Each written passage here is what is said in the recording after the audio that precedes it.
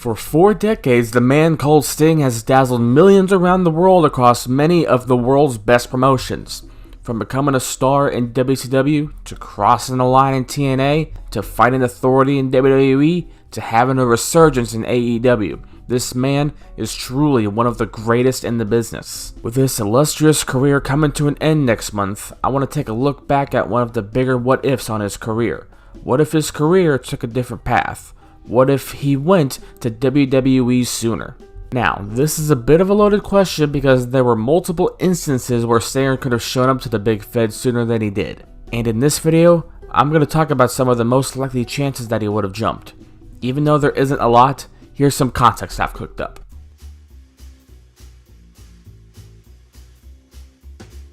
Sting was considered for the longest time one of the best wrestlers to never go to WWE, and there was a legitimate belief that he would never go there. Of course, that would eventually happen when he would show up to the Fed at the end of 2014 to help with the fight against the Authority. Unfortunately, he would prove to be pretty unsuccessful in his fight against them, but, you know, he helped. He was there. He fought the good fight. Anyway, he only did a couple matches till he had to basically retire before coming back over 6 years later. Unknown to some people, there were multiple times before then where Sting almost jumped to WWE, from a couple years early, to a decade early, to even a few decades early. Any of those options would have caused a huge ripple effect in not just WWE, but the wrestling business as a whole. There were various different reasons as to why Sting didn't go to Stanford each time. Some of them are pretty well known, and some of them we only have a rumor or two here and there. In this video, we're going to discuss if stuff went differently. We're going to go through each of the most likely scenarios of Sting going to the Big Dub. We'll be going in reverse chronological order because I believe the further back we go, the bigger butterfly effect it's going to cause. There will be a couple instances that we don't talk about, either because there's not enough evidence to prove it would have happened, or it's not as interesting of a scenario to discuss. If you think I missed out on a potentially interesting one, then put it down in the comments and I'm sure everyone will have a wholesome and friendly conversation about it.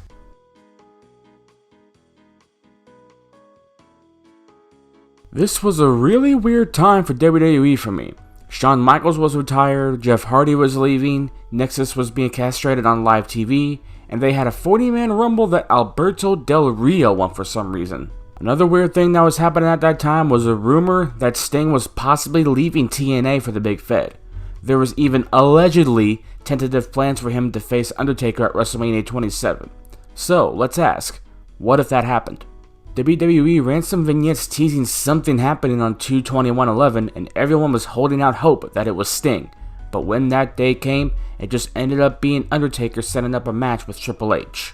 So let's say that Sting did show up to set up a match with Undertaker at the biggest show of the year. First off, that match alone would sell that show. Everyone has been clamoring for that match for the longest time, and now we finally get to see it. Mania 27 would do killer numbers in tickets and pay-per-view buys. It still wouldn't be a great Mania though with how the rest of the card ended up turning out. As far as who would win, knowing how WWE books things, probably Undertaker. Don't want to make the WCW guy look better than WWE guy, you know? If you don't believe me, look at how things turned out for him with Papa H at Mania 31. Now could it happen later in a rematch? I think it's possible. But what about the later future for Sting in the Big Dub? I'm sure that won't be his one and only time working there. He would most likely have a sort of, but not really, part-time schedule, kind of like how Roman and Edge's schedules were the past couple years in WWE.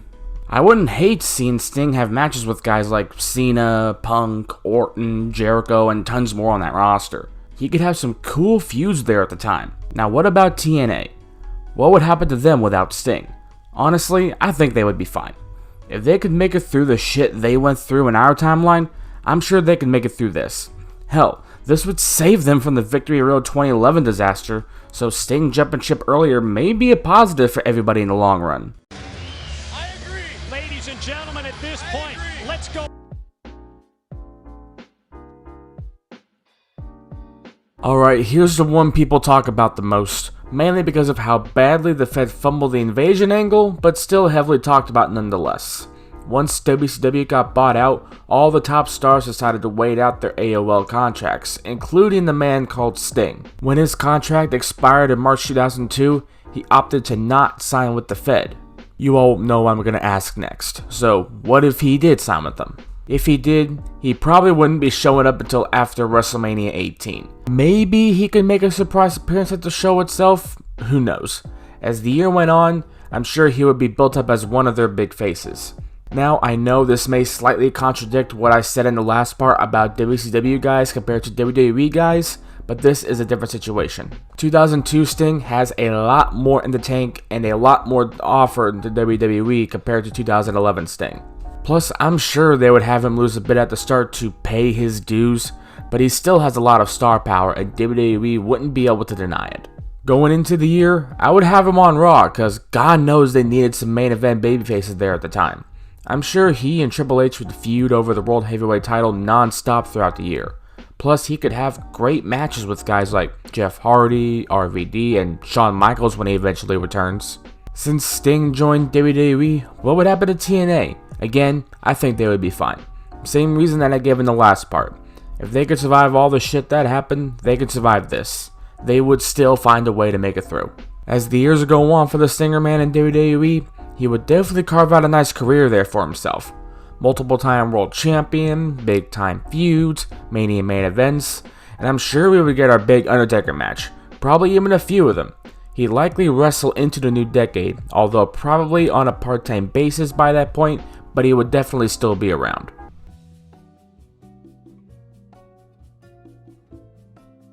People don't talk about this one too much, but according to Sting, there was a chance he would have jumped ship in the early 90s. He was negotiating with Jim Herd over the money he was making. Sting put out a number, Jim didn't want to pay that much, and Sting was prepared to walk.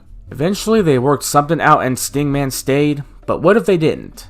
Sting going to New York in the early 90s would be pretty wild because he would be doing so around the same time that the Hulkster would be going to Atlanta. Oh yeah, that would still happen. Sting joining doesn't change Hogan wanting to film more movies, those movies not doing too great, then Bischoff offering him a big money contract. So basically, WWF and WCW would pretty much be trading their top guys with each other. In 1993 in our timeline, Lex Luger went through a gimmick change from the narcissist to a good old all-American boy when he body slammed Yokozuna on a freaking battleship. In this alternate timeline, I think Sting would take his place in that top guy spot.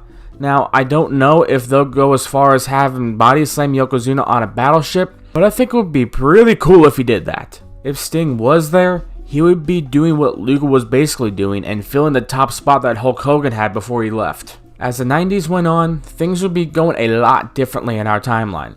Sting would be having feuds with guys like Bret Hart, Shawn Michaels, Diesel, Undertaker, and even more as the decade continues. The Attitude Era and the Monday Night War would definitely still happen, but with Sting on the opposing team this go around. I personally think he would still try to do the Crow gimmick, or at least some iteration of it, even if he was in the WWF. The times were a-changin', and the Surfer Sting character probably wouldn't have molded well in the edgier era of pro wrestling, and he knew that. That's why he wanted to change gimmicks and probably why he would do the same in this alternate timeline. WCW going into the mid to late 90s without Sting would be really different from the WCW we know. Sting represented that brand through and through, and him not being there just sets off a whole butterfly effect. They would have to find a new main guy, and I honestly think it would probably be Lex Luger. He would still jump ship, especially since Sting has the Hulk Hogan spot over him.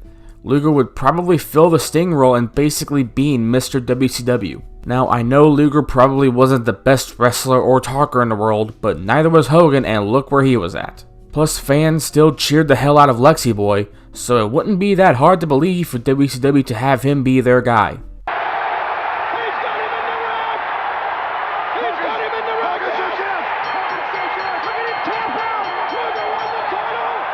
Sting leaving also doesn't change the inevitability of WCW closing shop. Losing Sting probably doesn't change how they do business too much, and we all know how well that turned out for them. At least Sting doesn't have to deal with all that nonsense during their final few years.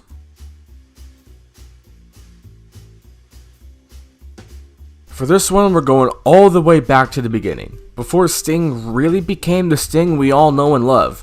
Him and Jim Hellwig, the future Ultimate Warrior, were a tag team in the CWA and the UWF. They tore through many teams and dominated the scene until Hellwig left in 1986 and they went their separate ways.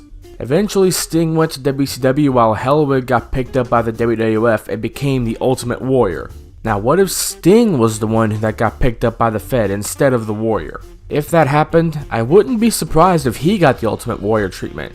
I saw in an interview somewhere Ric Flair compares Sting to Ultimate Warrior, saying he's just like him, except he's a better wrestler. And honestly, I agree with him. The face paint, the physique, the huge amount of energy, the love from the fans, I mean, I can see the similarities, except for, like Flair said, he's a much better wrestler, as well as a better talker too, in my opinion. Plus, you wouldn't have all the politicking and the backstage drama with Stinger like you would have with Ultimate Warrior. As the years went on, I really think that Sting would get that big push as the 90s began. Probably even do Sting vs. Hogan at Mania 6. Hogan passes the torch to him that night and he takes that ball and runs. You know, unless Hulkster puts a stop to that, of course. Whether he puts a stop to Sting's push after Mania 6 or not, Hogan is probably still leaving in 93 and they would have to find somebody to take that top spot. With Sting likely to still be with the company, he would almost definitely fill that spot. Unlike the last scenario, Stingman would already be a well-established guy with the company going into the mid-90s. Now what about the Warrior?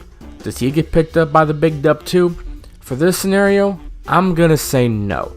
Let's say WCW picks him up.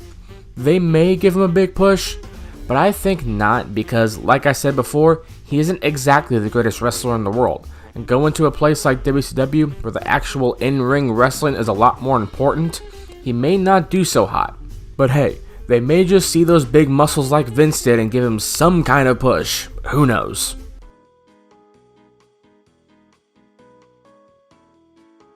Steve Borden is one of the greatest wrestlers in the history of the business. He's accomplished so much in many different companies, which is why it's an interesting thing to discuss if one of the biggest what-ifs of his career actually happened.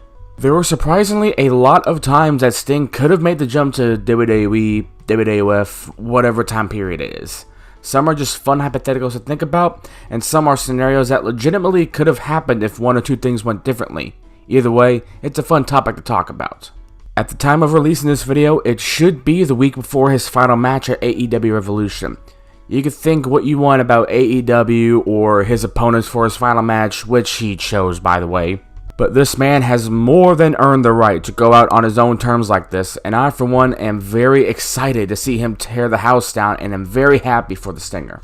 Thank you all so much for watching. I got more content coming out soon, so make sure you subscribe to the channel so you don't miss out on it when it drops. As far as what the next video topic will be, I have a very interesting one in mind. It's a topic that I've been wanting to do for a while, and with WrestleMania 40 on the horizon, I figured it'd be the best time to do it. So make sure you keep an eye out for my next video, What If the First WrestleMania Was a Failure? Thank you all again for watching.